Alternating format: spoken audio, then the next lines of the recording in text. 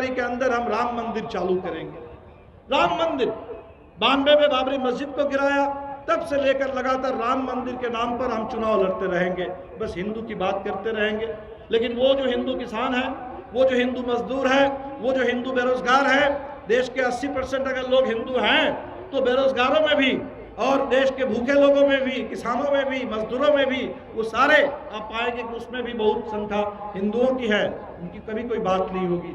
ये हिंदू मुस्लिम के नाम पर पूरे देश को बांट करके नफरत फैला करके राज करना चाहते हैं।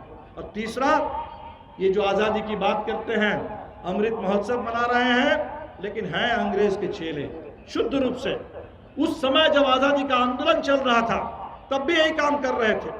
तब भी जब उस समय पूरे देश के नौजवान लड़ रहे थे, भगत सिंह और उनके साथी जेल में जा रहे थे, फांसी के फंदे को चूम रहे थे, उस समय अंग्रेजों की दलाली कर रहे थे, मुखबिरी कर रहे थे, पूरे देश को भटकाने का काम कर रहे थे।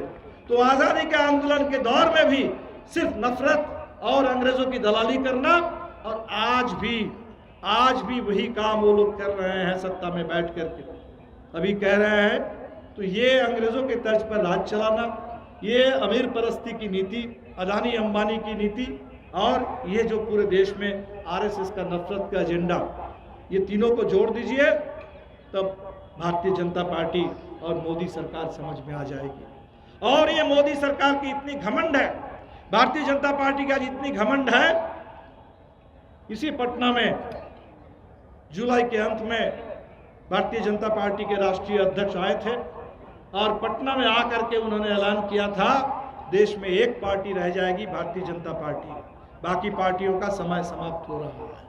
और अमित शाह कहते हैं हम इस देश में 50 साल राज करेंगे। ये जो राजा की भाषा बोल रहे हैं, राजशाही की भाषा बोल रहे हैं, आज ये गांधी मैदान की रैली ये कहने के लिए है कि ये जो तुम्हारा घमंड है, हिंदुस्तान में हम एक पार्टी का शासन चलाएंगे और वर्षों वर्षों तक राज करेंगे, ये घमंड अपने पास रखो, ये चलने वाला नहीं है इस देश के अंदर। ये हिंदुस्तान में लोकशाही है और इन तमाम लोकशाही को हम लोग सुरक्षित रखेंगे। इसीलिए साथियों, बिहार पर सबकी नजर है, पूरे देश की नजर है।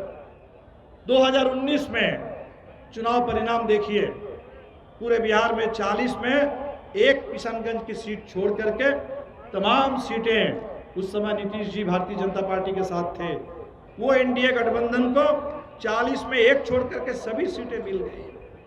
हम सारे लोग चिंतित हुए, पूरे देश में चिंता की लकीरें बढ़ गई कि भाई बिहार वो प्रदेश है जहां 1974 का आंदोलन हुआ था। 74 का आंदोलन ने इस देश को आपातकाल से 77 में जो छुटकारा मिला, उसके पीछे 74 के आंदोलन का बड़ा योगदान था।